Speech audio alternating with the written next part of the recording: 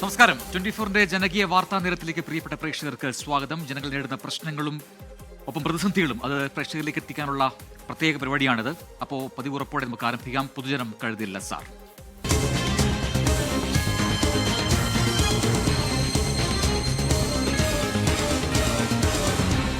പൊതുജനം കഴുതയല്ല സാർ. ഇന്ന് ആദ്യം പോകുന്ന റിപ്പോർട്ടിലേക്ക് അതിനൊരു പ്രത്യേകതയുണ്ട്. കാരണം കോളനികൾക്ക് പകരം നഗർ എന്നൊരു പേരുമാറ്റം നടന്നു. അത് ഒരുപക്ഷെ പ്രേക്ഷകരുടെ ശ്രദ്ധയിൽ കാണും. സംസ്ഥാനത്തെ രേഖകളിൽ കോളനികൾ എന്ന വാക്കേ ഇല്ലാതായിരിക്കുന്നു. പക്ഷേ അവിടുത്തെ മനുഷ്യരുടെ ജീവിത സാഹചര്യം മെച്ചപ്പെട്ടോ എന്നൊരു സുപ്രധാന ചോദ്യമാണ്. അതിനുത്തരം ഇല്ല എന്ന് തന്നെയാണ്.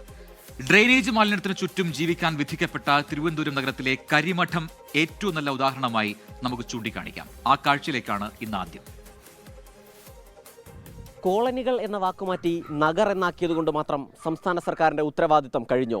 അവിടങ്ങളിലെ അടിസ്ഥാന സൗകര്യത്തിൽ എത്രമാത്രം ഇടപെടുന്നു എന്നതിലാണ് കാര്യം. കരിമഠം എന്ന ഒറ്റ സ്ഥലം മാത്രം ചൂണ്ടിക്കാണിച്ചാൽ മതി അവഗണനയുടെ ആഴമറിയാൻ.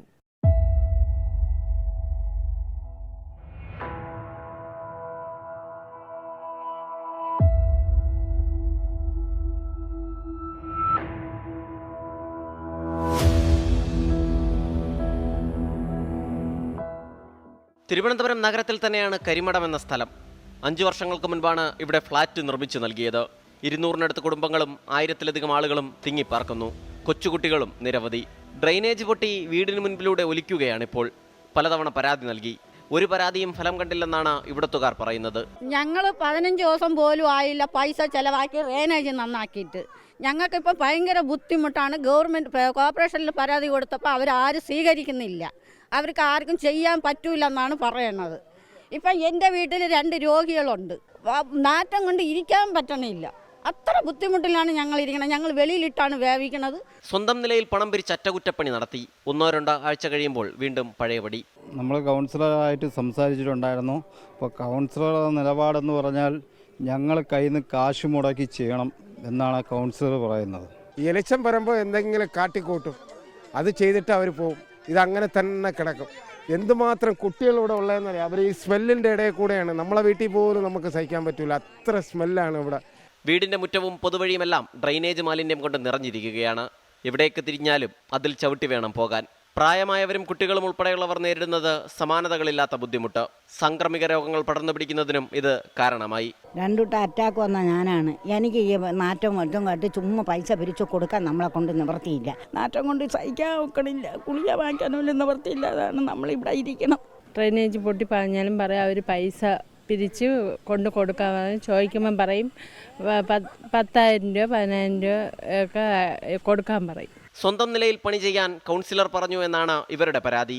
എന്നാൽ അങ്ങനെ പറഞ്ഞിട്ടില്ലെന്ന് കൗൺസിലറും വിശദീകരിക്കുന്നു. ഫ്ളാറ്റ് നിർമ്മിച്ചു കൊടുത്തവർ കരാർ കാലാവധി അവസാനിച്ചു എന്നറിയിച്ചു. താൽക്കാലിക പരിഹാരമില്ലെന്നും നിലവിലെ പൈപ്പുകൾ മാറ്റി വലിയ പൈപ്പുകൾ ഉൾപ്പെടെ സ്ഥാപിക്കണമെന്നും നഗരസഭാ അധികാരികൾ പറയുന്നു. അതിനായുള്ള ശ്രമം നടക്കുകയാണെന്നും വിശദീകരിക്കുന്നു. ഈ ദുരിതം പേറി എത്ര കാലം ഇവിടെ കഴിയണമെന്നാണ് ഇന്നാട്ടുകാർ ചോദിക്കുന്നത്. ക്യാമറാമാൻ രഞ്ജിത്ത് ഫ്രാൻസിസിനൊപ്പം സലിം മാലിക്, 24 തിരുവനന്തപുരം.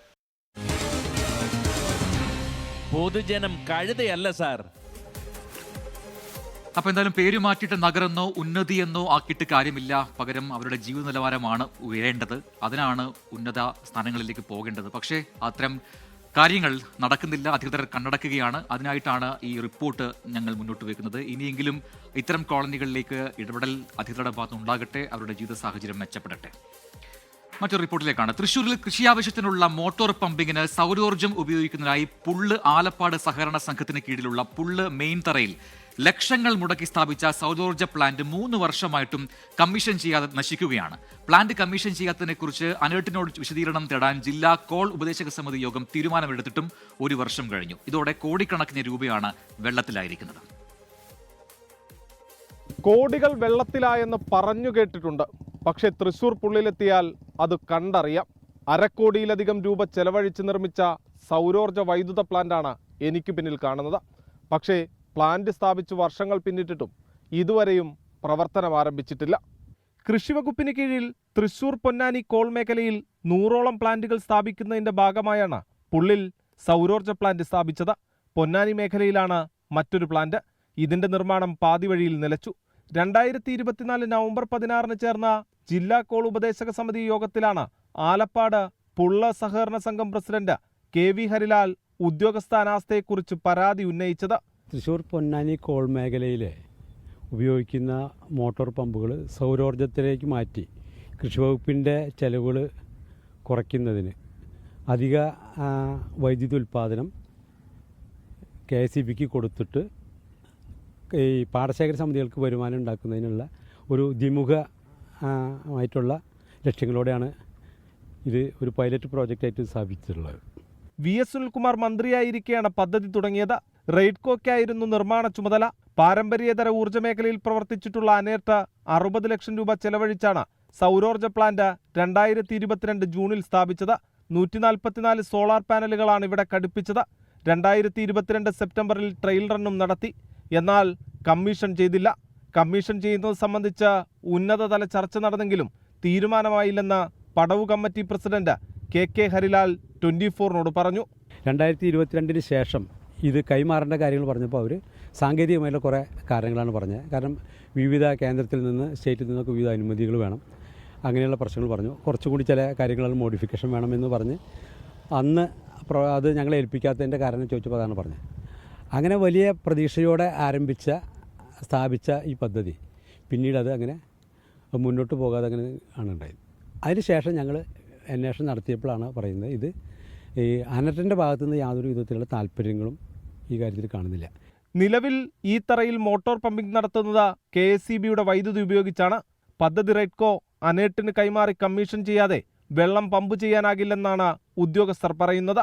കോൾപ്പാടത്തെ വെള്ളം വറ്റിക്കുന്നതിന് 1 മാസം മാത്രമാണ് ഈ വൈദ്യുതി ഉപയോഗിച്ച് പമ്പിംഗ് വേണ്ടിവരിക. ചുരുക്കത്തിൽ പറഞ്ഞാൽ കർഷകർക്ക് മാത്രമല്ല KSEBക്ക് കൂടി ഉപകാരപ്രദമായ പദ്ധതിയാണ് ഇങ്ങനെ വെള്ളത്തിൽ മുങ്ങിത്താഴുന്നത്.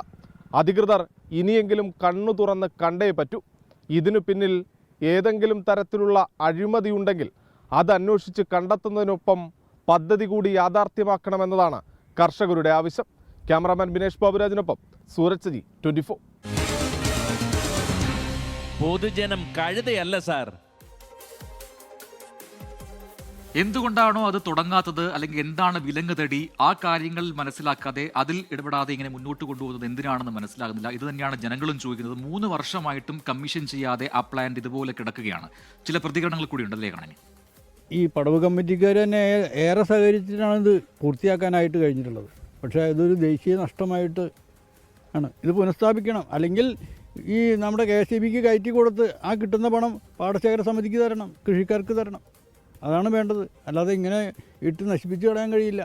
ഇതിൻ്റെ പ്രയോജനം ഈ 370 ഏക്കർ കൃഷി വരുന്ന ഈ പടവിൻ്റെ കൃഷിക്കാർക്ക് ഉപകാരപ്രദമായി ഉള്ളതാണ്. അതുകൊണ്ട് ഇത് എത്രയും വേഗം പ്രവർത്തിപ്പിച്ച് ഇതിൽ വരുന്ന 4 മാസമാണ് അല്ലെങ്കിൽ 5 മാസമാണ് നമുക്ക് ഈ ഇതുകൊണ്ടുള്ള പ്രയോജനം. ബാക്കി KSEBക്ക് ഉപയോഗിക്കാവുന്നതാണ്. അതിൽ നിന്നുള്ള കിട്ടുന്ന ചെറിയൊരു വരുമാനമെങ്കിലും കൃഷിക്കാർക്ക് ഉപയോഗപ്രദമാക്കണം. ഒരു കാര്യമായ വിജിലൻസ് അന്വേഷണം തന്നെ നടത്തി അനർട്ടാണോ റെയ്ഡ്കോ ആണോ മറ്റ് ഏജൻസികളാണോ ഇതിൽ കുറ്റക്കാരെന്ന് കണ്ടെത്തി അവരെ തുറങ്ങിലടയ്ക്കണമെന്നുള്ള അപേക്ഷയാണ് 65 എൻ്റെ പക്ഷത്തുള്ളത്. ഇനി വയനാട്ടിലേക്കാണ്. വയനാട് മേപ്പാടി ചൂരൽമല റോഡ് നവീകരണത്തിന്റെ ഭാഗമായുള്ള സംരക്ഷണ ഭിത്തി നിർമ്മാണത്തിന്റെ ആശങ്കയിലാണ് അവിടുത്തെ പ്രദേശവാസികൾ. മാപ്പിളത്തോട്ടം ഭാഗത്ത് നിർമ്മിക്കുന്ന സംരക്ഷണ ഭിത്തിയാണ് വീടുകൾക്ക് ഭീഷണിയായി മാറിയിരിക്കുന്നത്. ഇതുമായി ബന്ധപ്പെട്ട് നിരവധി പരാതികൾ നൽകിയിട്ടും നടപടികൾ ഉണ്ടാകുന്നില്ല എന്നാണ് ആക്ഷേപം. മേപ്പാടിയിൽ നിന്ന് ചൂരൽമലയിലേക്കുള്ള റോഡിന്റെ നവീകരണ പ്രവൃത്തികൾ തുടരുകയാണ്. പുതുതായി നിർമ്മിക്കുന്ന സംരക്ഷണ ഭിത്തിയാണ് നിരവധി ജീവിതങ്ങൾക്ക് ഭീഷണിയാകുന്നത്. HML നിന്ന് ഭൂമി ഏറ്റെടുത്താൽ ഈ പ്രതിസന്ധി പരിഹരിക്കാൻ കഴിയുമെന്നാണ് നാട്ടുകാർ വ്യക്തമാക്കുന്നത്. അതിനാൽ തന്നെ ഈ നടപടികൾക്ക് വേഗം കൂട്ടണമെന്നാണ് ഉയരുന്ന ആവശ്യം. മേപ്പാടി ചൂരൽമല റോഡ് വീതി കൂട്ടൽ നടപടി തുടരുകയാണ്. റോഡിന് താഴെ നിരവധി കുടുംബങ്ങൾ താമസിക്കുന്നുണ്ട്. റോഡ് നവീകരണത്തിന്റെ ഭാഗമായി പുതിയ സംരക്ഷണ ഭിത്തി നിർമ്മിക്കാനാണ് നീക്കം. 50 അടിയോളം ഉയരത്തിൽ സംരക്ഷണ ഭിത്തി വരുമ്പോൾ താഴെയുള്ള വീടുകളെ ബാധിക്കും. കനത്ത മഴ പെയ്താൽ സംരക്ഷണ ഭിത്തി തകരാനുള്ള സാധ്യത ഏറെയെന്ന് നാട്ടുകാർ. 50 അടിയോളം ഉയരത്തിലാണ് ഇവിടുന്ന് കെട്ട് പൊന്തി പോകുന്നത്. ഇവിടെ മണ്ണിടിച്ചിൽ കൂടുതലുള്ള സ്ഥലമാണ്. അപ്പോൾ ഇതൊരു ഭീഷണിയായി നിലനിൽക്കുന്ന ടൈമിൽ ഇവിടെ കെട്ടുന്നത് ശാശ്വതമല്ല എന്നാണ് നമുക്ക് പറയാനുള്ളത്.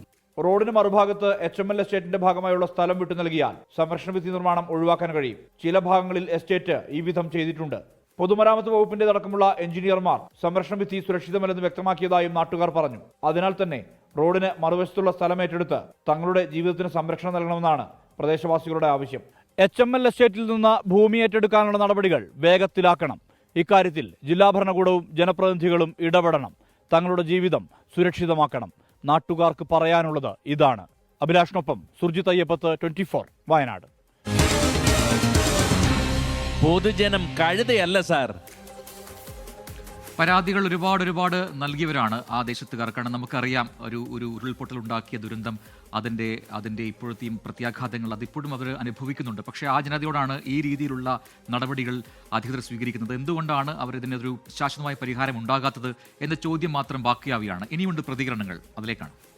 ഇവിടുത്തെ വീടുകൾക്ക് മാത്രമല്ല, ഭാവിയിൽ റോഡിന് തന്നെ വലിയൊരു ഭീഷണിയുള്ള രീതിയിലാണ് അവർ കെട്ടാനുള്ളൊരു പ്ലാൻ ചെയ്തിട്ടുള്ളത്. ഈ കെട്ടാൻ ഉദ്ദേശിക്കുന്ന സ്ഥലത്ത് ശരിക്ക് തേയില നിലനിൽക്കുന്ന സ്ഥലമാണ്.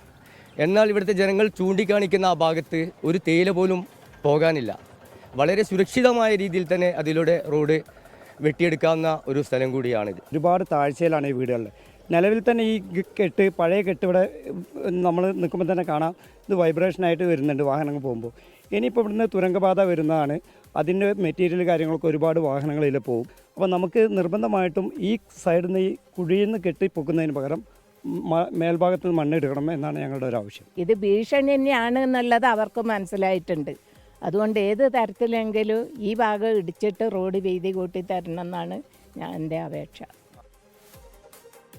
ഇനി കേരളം മുഴുവൻ അനുഭവപ്പെടുന്നൊരു പ്രശ്നമുണ്ട്, ഈ മാലിന്യ പ്രശ്നം. കോട്ടയത്ത് മറ്റൊരു സ്ഥിതിയാണ്. കോട്ടയം കടുത്തുരുത്തിയിൽ ലാറ്റക്സ് ഫാക്ടറിയിൽ നിന്നും പുറന്തള്ളുന്ന മാലിന്യം നാട്ടുകാർക്ക് വലിയ ദുരിതമായി മാറിയിരിക്കുകയാണ്. വെള്ളവും വായുവും മലിനമായതോടെ ക്യാൻസർ അടക്കമുള്ള ആരോഗ്യ പ്രശ്നങ്ങൾ ഉണ്ടാകുന്നു എന്നാണ് നാട്ടുകാർ പറയുന്നത്. പ്രതിഷേധത്തിന്റെ ഭാഗമായി സമരസമിതിയുടെ നേതൃത്വത്തിൽ ഫാക്ടറി വളയൽ സമരം നടന്നു.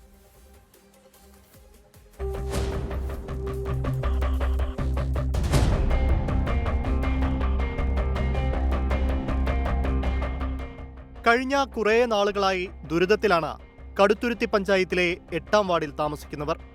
ഇവിടെ പ്രവർത്തിക്കുന്ന നീരാക്കൽ ലാറ്റക്സ് ഫാക്ടറി പുറന്തള്ളുന്ന മാലിന്യം മൂലം ജനജീവിതം ദുസ്സഹമായിരിക്കുകയാണ്. കുടിവെള്ളവും വായുവും മലിനപ്പെട്ടതോടെ പരാതിയുമായി നാട്ടുകാർ രംഗത്തെത്തി. തുടർന്ന് പഞ്ചായത്ത് ഇടപെട്ട് സ്ഥാപനത്തിന് സ്റ്റോപ്പ് മെമ്മോ നൽകി.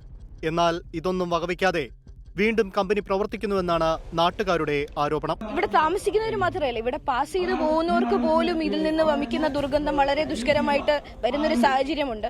അതുപോലെ തന്നെ ഇവിടുത്തെ നാട്ടുകാർക്ക് മണം എന്നുള്ളതല്ല, അതുകൊണ്ടുണ്ടാക്കുന്ന ശാരീരിക ബുദ്ധിമുട്ടുകൾ അതിലേറെയാണ്. കാരണം ഈ നാട്ടുകാരാണ് ഇവിടെ കൂടിയിരിക്കുന്നത്. അത് സ്ത്രീകളെന്നോ പുരുഷന്മാരെന്നോ കുട്ടികളെന്നോ വ്യത്യാസമില്ലാതെ എല്ലാവരും ഇവിടെ ഒത്തുചേർന്ന് ഇതൊരു ജനകീയ സമരമാകുന്നത് നമ്മളെ എല്ലാവരെയും ഇത് അഫക്റ്റ് ചെയ്യുന്നത് കൊണ്ടാണ്. പഞ്ചായത്ത് അനുമതി നിഷേധിച്ചിട്ടും കളക്ടറുടെ പ്രത്യേക അനുമതി വാങ്ങിയാണ് സ്ഥാപനം പ്രവർത്തിക്കുന്നതെന്നാണ് വിവരം. ഇതേ തുടർന്ന് സമരസമിതിയുടെ നേതൃത്വത്തിൽ ഫാക്ടറി വളയൽ സമരവും സംഘടിപ്പിച്ചു. സ്ത്രീകളും കുട്ടികളുമടക്കം 100 കണക്കിന് ആളുകൾ പ്രതിഷേധ പരിപാടിയിൽ പങ്കെടുത്തു.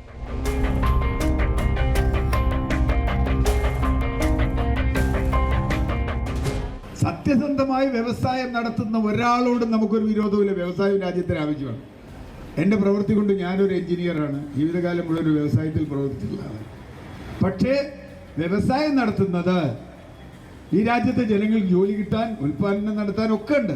പക്ഷേ രാജ്യത്തെ ജനങ്ങളുടെ പ്രാഥമിക ആവശ്യമായ ശുദ്ധജലവും ശുദ്ധവായുവും മണ്ണും അവരുടെ ജീവിതവും തകർക്കാനല്ല, അവരുടെ ആരോഗ്യം തകർക്കാനല്ല.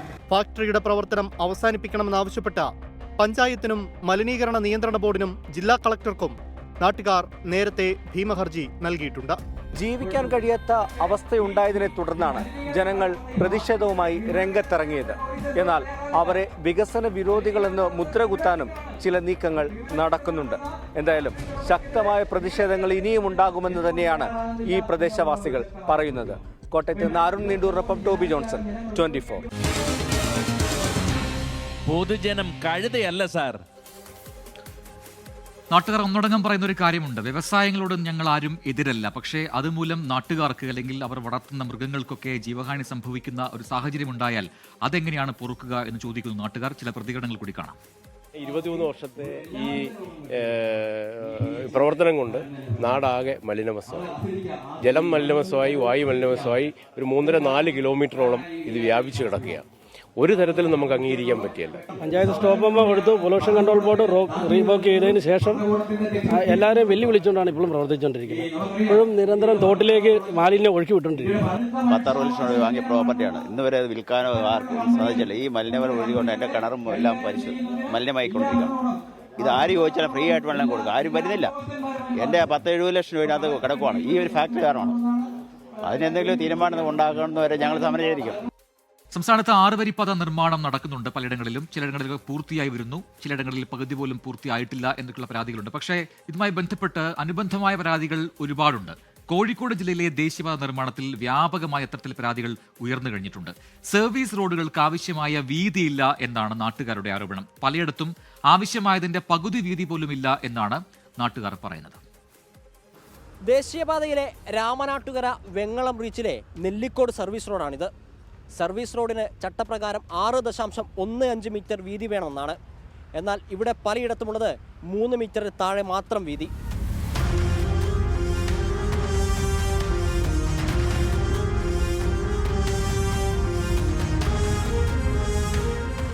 ബൈപ്പാസിൽ നിന്ന് കോഴിക്കോട് നഗരത്തിലേക്കും മെഡിക്കൽ കോളേജിലേക്കും പ്രവേശിക്കുന്നത് ഈ സർവീസ് റോഡ് വഴിയാണ്. ഇവിടുത്തെ വീതി കുറവ് ഭാവിയിൽ വലിയ ഗതാഗതക്കുരുക്കിനിടയാകും. ഒരു ആംബുലൻസിന് പോലും പോകാനുള്ള സൗകര്യം ഇവിടെയില്ല. ഒരു ആംബുലൻസ് പോലും വരാൻ പറ്റാത്ത സ്ഥിതിയാണ്. ഒരു ആംബുലൻസ് വന്നാൽ ഇവിടേക്ക് കയറാൻ പറ്റാത്ത ഈ നാട്ടിലെ ജനങ്ങളൊക്കെ പിന്നെ ഇതിനെതിരെ വളരെയധികം സംഘടിച്ച് നിൽക്കുകയാണ്. കാരണം ഇവിടുത്തെ എല്ലാ കാര്യങ്ങൾക്കും ഇതൊരു തടസ്സമാണ്, ഭാവിയിലേക്കുള്ള എല്ലാ കാര്യങ്ങൾക്കും. പിന്നെ അതേമാതിരി തന്നെ ഇവിടുത്തെ ഈ കാര്യത്തിന് പൊതുമരാമത്ത് വകുപ്പ് ഇതുവരെ ഇതിലേക്ക് തിരിഞ്ഞു നോക്കിയിട്ടില്ല. വീണ്ടും സർവേ നടത്തണമെന്നാവശ്യപ്പെട്ട് ദേശീയപാത അധികൃതർക്കും കലക്ടർക്കും മന്ത്രിക്കും പരാതി നൽകി. പക്ഷേ നടപടിയുണ്ടായില്ല. അതിനാൽ പ്രത്യക്ഷ സമരത്തിലേക്ക് ഇറങ്ങുകയാണ് നാട്ടുകാരുടെ നേതൃത്വത്തിലുള്ള Nellikode national highway service road സംരക്ഷണ സമിതി. വിവിധ രാഷ്ട്രീയ പാർട്ടി പ്രതിനിധികൾ, സാംസ്കാരിക സംഘടനാ പ്രവർത്തകർ, റെസിഡൻസ് അസോസിയേഷൻ ഭാരവാഹികൾ തുടങ്ങിയവർ അടങ്ങുന്നതാണ് സമരസമിതി. ആഴത്തൂർക്കോ അമ്പലം തൊട്ടിട്ട് ഏകദേശം നമ്മുടെ കോപ്പർ ഫോളിയോ ഇതിൻ്റെ അടുത്ത അണ്ടർപാസിൻ്റെ അതുവരെ ഉള്ള റോഡുകൾ ഏകദേശം ഒരു ചില ഏരിയയിലൊക്കെ 3 മീറ്ററിന് താഴെയായിട്ടാണ് കുറേ സ്ഥലങ്ങൾ കണ്ടത്. റോഡുകൾ ഈ ഡ്രെയിനേജും ഒക്കെ വളരെ വളഞ്ഞും തിരിഞ്ഞുമായിട്ട് പോയതിൻ്റെ അടിസ്ഥാനത്തിൽ ഞങ്ങളൊരു പരാതി കൊടുക്കുന്നത് NHAയ്ക്ക്. ഫെബ്രുവരി മാസത്തിൽ ഞങ്ങൾ പരാതി കൊടുത്തു. അത് കൊടുത്തിരുന്നത് ഞങ്ങളെ ആഴത്തൂർക്കോ റെസിഡൻസ് അസോസിയേഷൻ്റെ പേരിലായിരുന്നു കൊടുത്തിരുന്നത്. അപ്പോൾ ഞാൻ ഇനി വേറെ ഒരു നിവൃത്തിയില്ലാത്തതിനെ കൊണ്ട് പ്രക്ഷോഭത്തിലിറങ്ങാൻ ഞങ്ങളിപ്പോൾ അടുത്ത തന്നെ ദിവസം ഒരു ജനറൽ ബോഡി വിളിക്കുന്നുണ്ട്. അതിൽ ഭാവി പരിപാടികൾ തീരുമാനിക്കും. കോഴിക്കോട് ജില്ലയിൽ മലാപ്പറമ്പ് പാച്ചാക്കിൽ ഗോശാല കൃഷ്ണക്ഷേത്രം, ഹൈലൈറ്റ്, മെട്രോ ആശുപത്രി, പന്തീരങ്കാവ് ടൗൺ എന്നിവിടങ്ങളിലും സർവീസ് റോഡിന് വീതിയില്ലെന്ന ആരോപണമുണ്ട്. റോഡുകൾ വികസനത്തിന് വേഗം കൂട്ടുമെന്ന കാര്യത്തിൽ സംശയമില്ല. മികച്ച ഗതാഗത സൗകര്യത്തിനുള്ള സാധ്യതകളാണ് നമ്മൾ തേടുന്നതും. അതിന് റോഡിൻ്റെ നിർമ്മാണം ശാസ്ത്രീയവും കൃത്യമായ കണക്കുകൾ പ്രകാരമുള്ളതുമാവണം. ഇല്ലെങ്കിൽ വിപരീത ഫലം ചെയ്യും. ജയൻ കല്യാശ്ശേരിക്കൊപ്പം ഗോകുൽ കെ വേണുഗോപാൽ, 24 കോഴിക്കോട്. പൊതുജനം കഴുതയല്ല സാർ. ജനവാസ മേഖലയിലൂടെ അല്ലെങ്കിൽ വ്യാപാര സ്ഥാപനങ്ങളൊക്കെയുള്ള മേഖലയിലൂടെ കടന്നു പോകുന്ന ഇത്തരം റോഡുകൾ പ്രധാനമായും ഇവിടുത്തുകാർ ആശ്രയിക്കുന്നത് ഈ സർവീസ് റോഡുകളെയാണ്. അതിന് വീതിയില്ലാതെ പോകുമ്പോൾ ഉണ്ടാകുന്ന പ്രശ്നങ്ങളാണ് ഇപ്പോൾ ചൂണ്ടിക്കാട്ടപ്പെട്ടത്. അത് മാത്രമല്ല, കാൽനടയാത്ര ഇല്ലാതെ പോകുന്നു, ഡ്രെയിനേജ് സംവിധാനം ഇല്ലാതെ പോകുന്നു. ഇതൊക്കെയാണ് വലിയ പ്രതിസന്ധിയായി മാറുന്നത് എന്നാണ് നാട്ടുകാർ പറയുന്നത്. കൂടുതൽ പ്രതികരണങ്ങളുണ്ട്, അതിലേക്കാണ് ഇനി. ശരിക്കും പറഞ്ഞു വെച്ചാൽ ഒരു ഫയർഫോഴ്സ് എന്തെങ്കിലും ഈ തീപിടുത്തോ അങ്ങനെ എന്തെങ്കിലും പ്രശ്നം സംഭവിച്ചു കഴിഞ്ഞാൽ ഫയർഫോഴ്സ് വണ്ടി വന്ന് തിരിച്ചു പോകാനുള്ളൊരു വഴി ഇവിടെ ഇല്ല. അതുമാത്രമല്ല, ഒരു ബസ് വന്നു കഴിഞ്ഞാൽ ബ്ലോക്കായാലേ ഒന്ന് ബ്രേക്ക് ഡൗണായി നിർത്തിക്കഴിഞ്ഞാൽ അതുവഴി 2 വീലർക്ക് പോലും പോകാൻ പറ്റാത്തൊരു അവസ്ഥയാണ് ഇപ്പോൾ ഉള്ളത്. ഇപ്പോൾ ഡ്രെയിനേജ് ഉൾപ്പെടെയാണ് ഇപ്പോൾ ഇവിടെ റോഡിന് വേണ്ടി ചെയ്തിട്ടുള്ളത്. നമുക്ക് ഇപ്പം ഇതിൽ ശരിക്കും 2 ഭാഗത്തേക്ക് കൂടെ വാഹനങ്ങൾ അനുവദിക്കുന്നതാണ് പറയുന്നത്. പക്ഷേ ഇപ്പോഴത്തെ കണ്ടീഷനിൽ നമ്മൾ ഒരു ഭാഗത്തേക്കുള്ള റോഡിന് കൃത്യമായിട്ടുള്ള വീതിയില്ല. MLA ഇവിടെ വന്ന സ്ഥലം സന്ദർശിച്ചാണ്. നമ്മളെ വാർഡ് കൗൺസിലറാണ് മേയർ വന്ന് ഇവിടെ സന്ദർശിച്ചിട്ടുണ്ട്, കാര്യങ്ങൾക്ക് ബോധ്യപ്പെട്ടിട്ടുണ്ട്. പക്ഷേ നമുക്ക് എത്രയും പെട്ടെന്ന് വേണ്ടത് ഒരു സർവേ നടത്തിങ്ങാണ്ട് എന്താണ് ഇവിടെ സംഭവിച്ചതെന്നുള്ളത് കൃത്യമായിട്ട് ജനങ്ങൾക്ക് അറിയണം. അപ്പോൾ NHA വളരെ കൃത്യമായിട്ട് ഇത് ചെയ്യുന്നതാണ് നമ്മളെ കണക്കൂട്ടില്ല. അവർ കാര്യമായിട്ട് എഞ്ചിനീയേഴ്സൊക്കെ അളന്ന് കറക്റ്റ് ചെയ്യുന്നതാണല്ലോ. ഇതിൻ്റെ റോഡിൻ്റെ മറ്റേ ഭാഗമാണെങ്കിൽ വീതിയുണ്ട്, ഈ ഭാഗമാണ് വീതി ഇല്ലാത്തത്. ഇതുകൊണ്ട് പിന്നെ വളരെ ബുദ്ധിമുട്ടുകളാണ് ഇവിടെ അനുഭവിക്കുന്നത്. ഇനി മറ്റൊരു പ്രധാനപ്പെട്ട വിഷയത്തിലാണ് കാട്ടാന ആക്രമണം. ശരിക്കും പറഞ്ഞാൽ കാട്ടാന ആക്രമണത്തിൽ വലയുകയാണ് സംസ്ഥാനം എന്ന് പറയാം. വടക്ക് മുതൽ തെക്ക് വരെ മലയോര മേഖലയിലെ ജനങ്ങൾ വന്യജീവികളെ ഭയന്ന് ജീവിക്കേണ്ട ഗതികേടിലാണെന്ന് പറയാം. തിരുവനന്തപുരത്ത് 2 ഇടങ്ങളിലാണ് ഇന്ന് കാട്ടാനയുടെ ആക്രമണം ഉണ്ടായത്. പാലോട് കാട്ടാന ആക്രമണത്തിൽ യുവാവിന് പരിക്കേറ്റു. നെയ്യാർ ഡാം ആനയിരുത്തിയിൽ കാട്ടാനയുടെ ആക്രമണത്തിൽ 2 ഫോറസ്റ്റ് ഉദ്യോഗസ്ഥർക്കാണ് പരിക്കേറ്റത്. പത്തനംതിട്ട വടശ്ശേരിക്കരയിലും വയനാട് ഇരുളത്തും ജനവാസ മേഖലയിൽ ഇറങ്ങിയ കാട്ടാനകൾ വ്യാപകമായി നാശനഷ്ടങ്ങളുണ്ടാക്കി. ഇന്ന് രാവിലെ ജോലിസ്ഥലത്തേക്ക് സ്കൂട്ടറിൽ പോകുന്നതിനിടെയാണ് പാലോട് സ്വദേശി ജിതേന്ദ്രനെ കാട്ടാന ആക്രമിച്ചത്. മുല്ലച്ചലിന് സമീപം റോഡ് മുറിച്ചു കിടക്കുന്നതിനിടെ കാട്ടാന ജിതേന്ദ്രന്റെ സ്കൂട്ടർ മറിച്ചിടുകയായിരുന്നു. വാരിയലിന് പരിക്കേറ്റ ഇയാളെ തിരുവനന്തപുരം മെഡിക്കൽ കോളേജ് ആശുപത്രിയിലേക്ക് മാറ്റി. നെയ്യാർ ഡാം ആനയിരുത്തിലാണ് ഫോറസ്റ്റ് ഉദ്യോഗസ്ഥരെ കാട്ടാന ആക്രമിച്ചത്. അനീഷ്, ഉദയകുമാർ എന്നിവർക്കാണ് പരുക്കേറ്റത്. അനീഷിന്റെ നില ഗുരുതരമാണ്. വയനാട് ഇരുളം ഓർക്കടവിൽ കാട്ടാന വീടിന് മുകളിലേക്ക് തെങ്ങ് മറിച്ചിട്ടു. ചാരുപറമ്പിൽ സുരേന്ദ്രന്റെ വീടിനാണ് നാശനഷ്ടമുണ്ടായത്. തലനാരിഴയ്ക്കാണ് വീട്ടുകാർ രക്ഷപ്പെട്ടത്. പത്തനംതിട്ട വടശ്ശേരിക്കര ഒളിക്കല്ലിൽ ജനവാസ മേഖലയിൽ ഇറങ്ങിയ കാട്ടാനകൾ വ്യാപകമായി കൃഷി നശിപ്പിച്ചു. തെക്കേമണ്ണിൽ സജിയുടെ കൃഷിസ്ഥലത്താണ് കാട്ടാനകൾ എത്തിയത്. കാട്ടാനയാക്രമണത്തിന് ശാശ്വത പരിഹാരം വേണമെന്ന് നാട്ടുകാർ ആവശ്യപ്പെട്ടു. News desk 24.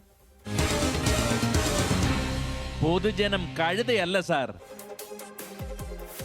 നിയമപോരാട്ടത്തിനൊടുവിൽ ആലപ്പുഴ മെഡിക്കൽ കോളേജിന്റെ ചുറ്റുമതിൽ നിർമ്മാണത്തിനായി വിദ്യാർത്ഥികൾ നേടിയെടുത്ത കോടതി ഉത്തരവ് ഇതുവരെയും നടപ്പായില്ല. ചുറ്റുമതിൽ നിർമ്മാണത്തിനായി ഹൈക്കോടതി നൽകിയ സമയപരിധി 3 ദിവസത്തിനകം അവസാനിക്കും. കോടതി ഉത്തരവിനോട് സർക്കാർ മുഖം തിരിക്കുന്നതാണ് പ്രതിസന്ധി.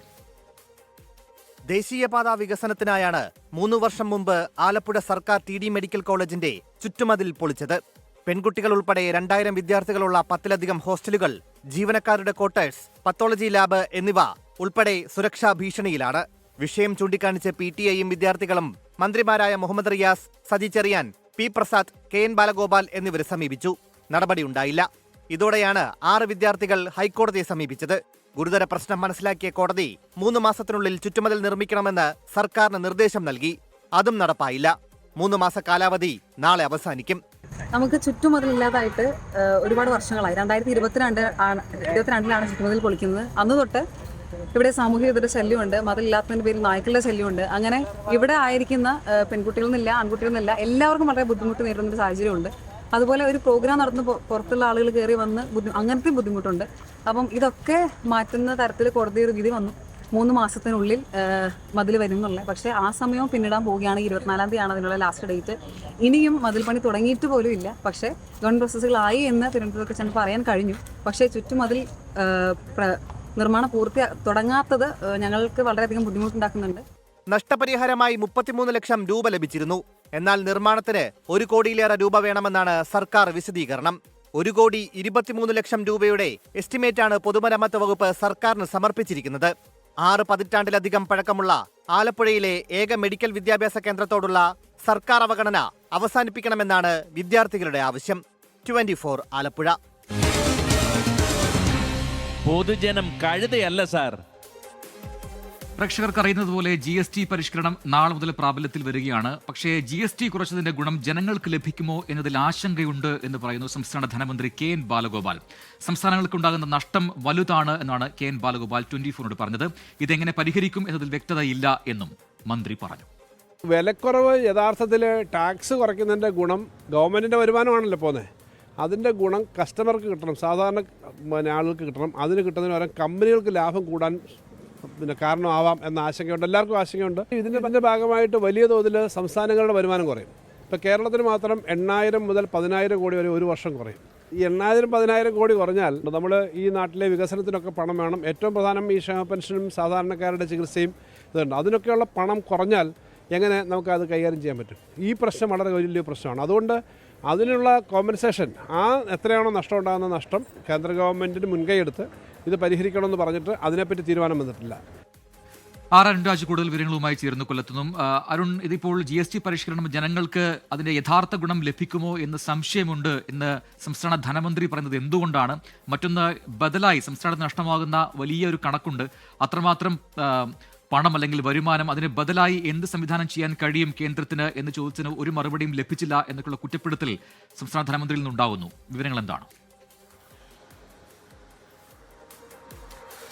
തീർച്ചയായും പ്രജിൻ, ജി എസ് ടി കുറയ്ക്കുന്നത് അത് സംസ്ഥാനങ്ങൾ വളരെ കാര്യമായി തന്നെയാണ് സ്വാഗതം ചെയ്യുന്നത് എന്നുള്ളതാണ് ധനമന്ത്രി കെ എൻ ബാലഗോപാൽ വ്യക്തമാക്കുന്നത്. ജി എസ് ടി കുറയ്ക്കുന്നതിന്റെ ഗുണം ജനങ്ങൾക്ക് ലഭിക്കണം, അത് മാത്രമാണ് സംസ്ഥാനങ്ങൾ ഈ ജി എസ് ടി കൗൺസിൽ യോഗത്തിൽ ആവർത്തിച്ച് ആവശ്യപ്പെട്ടത്. കേരളത്തിന്റെ അഭിപ്രായവും മറ്റൊന്നായിരുന്നില്ല. ഈ ജി എസ് ടി നികുതി പരിഷ്കരണം അത് കുറയ്ക്കണം, അതിനെ സ്വാഗതം ചെയ്യുന്നു എന്ന് തന്നെയാണ് അദ്ദേഹം വ്യക്തമാക്കുന്നത്. പക്ഷേ ജി എസ് ടി കുറച്ചാൽ അതിന്റെ ഗുണം ജനങ്ങൾക്ക് ലഭിക്കാനുള്ള മാർഗം കണ്ടെത്തണം, അത്തരം പരിശോധനകൾ ഉണ്ടാകണം. ഈ മുതലാളിമാരെ മാത്രം പ്രീതിപ്പെടുത്തുന്ന രീതിയിൽ, അവർക്ക് സമ്പന്നരാകുന്ന രീതിയിൽ ജി എസ് ടിയുടെ ഇത് കുറയ്ക്കരുത്, ജി എസ് ടി പരിഷ്കരണത്തിലൂടെ അത് കുറയ്ക്കരുത് എന്നുള്ളതാണ് അദ്ദേഹം ആവശ്യപ്പെടുന്നത്. മറ്റൊരു പ്രധാനപ്പെട്ട കാര്യം അദ്ദേഹം പറയുന്നത്, ഈ ജി എസ് ടി പരിഷ്കരണം കൊണ്ടുവരുമ്പോൾ സംസ്ഥാനങ്ങൾക്ക് നഷ്ടമാകുന്ന പണം അത് ഏത് തരത്തിൽ കണ്ടെത്തും എന്നതിനെ സംബന്ധിച്ച് ഇപ്പോഴും കൃത്യമായ ഉത്തരം നൽകാൻ കേന്ദ്ര സർക്കാരിന് കഴിയുന്നില്ല. 8,000 മുതൽ 10,000 കോടി വരെ കേരളത്തിന് മാത്രം നഷ്ടമാകുന്നുണ്ട്. ഇതിൽ മറ്റൊരു ബദൽ മാർഗം, ഇത് കണ്ടെത്താനുള്ള ബദൽ മാർഗം എന്ന രീതിയിൽ മദ്യത്തിന്റെയും അതുപോലെ തന്നെ ലഹരി ഉൽപ്പന്നത്തിന്റെയും ഈ വരുമാനം അത് പങ്കുവെക്കണമെന്ന ആവശ്യം സംസ്ഥാനം മുന്നോട്ട് വെച്ചതാണ്. പക്ഷേ അത്തരത്തിലും ഒരു കാര്യമായ രീതിയിലുള്ള പരിഗണന കേന്ദ്രത്തിന്റെ ഭാഗത്ത് ഇക്കട്ടത്തിൽ ഉണ്ടായിട്ടില്ല എന്നുള്ള ആശങ്ക കൂടി അദ്ദേഹം പറയുന്നു. ഇത് സംസ്ഥാനങ്ങളുടെ വികസനത്തിനടക്കം തിരിച്ചടിയാകും എന്നുള്ളതാണ് അദ്ദേഹം വിലയിരുത്തുന്നത്. എന്തായാലും ജി എസ് ടി പരിഷ്കരണത്തെ സംസ്ഥാനം വളരെ കാര്യമായി തന്നെയാണ് നോക്കിക്കാണുന്നത്. വരാൻ പോകുന്നത് ഏത് തരത്തിൽ അത് ജനങ്ങൾക്ക് ഉപയോഗപ്രദമാകും എന്നുള്ളതാണ് സംസ്ഥാനം പരിശോധിക്കാൻ പോകുന്നത്. ഇല്ലെങ്കിൽ ഇതുമായി ബന്ധപ്പെട്ട് ധനകാര്യ കമ്മീഷനെ അടക്കം നേരിൽ കണ്ടുകൊണ്ട് കൂടുതൽ കാര്യങ്ങൾ ബോധ്യപ്പെടുത്തി ഇക്കാര്യത്തിൽ ഒരു ശക്തമായ നടപടിക്കായിരിക്കും സംസ്ഥാനം ഒരുങ്ങുക. മറ്റൊരു പ്രധാനപ്പെട്ട കാര്യം അദ്ദേഹം പറയുന്നത്, സംസ്ഥാനത്ത് ഇതിന്റെ ഗുണം സാധാരണക്കാരന് ലഭിക്കണമെന്ന ആവശ്യമാണ് സംസ്ഥാന സർക്കാർ മുന്നോട്ട് വെക്കുന്നത്. ഇതുമായി ബന്ധപ്പെട്ട പരിശോധനകളും ഇതുമായി ബന്ധപ്പെട്ട നടപടികളും സംസ്ഥാനവും മുന്നോട്ട് കൊണ്ടുപോകും എന്നുകൂടി അദ്ദേഹം പറയുന്നുണ്ട്. ശരി, ആർ അരുൺരാജാണ് കൊല്ലത്തുനിന്നും വിശദാംശങ്ങൾ നൽകിയത്. ഇതോടെ പൊതുജനം കഴുതിലെ സാർന്ന പരിപാടി പൂർത്തിയാവുകയാണ്. കൂടുതൽ ജനകീയ വിഷയങ്ങളുമായി നാളെ ഇതേ സമയം കാണാം. ലോകത്തെവിടെയായാലും ഏത് സമയത്തും 24 വാർത്തകളും ഓഗ്മെന്റഡ് റിയാലിറ്റി പാക്കേജുകളും എക്സ്പ്ലെയിനറുകളും വിശദമായി കാണാൻ ഞങ്ങളുടെ യൂട്യൂബ് ചാനൽ നിങ്ങൾക്ക് സബ്സ്ക്രൈബ് ചെയ്യാം.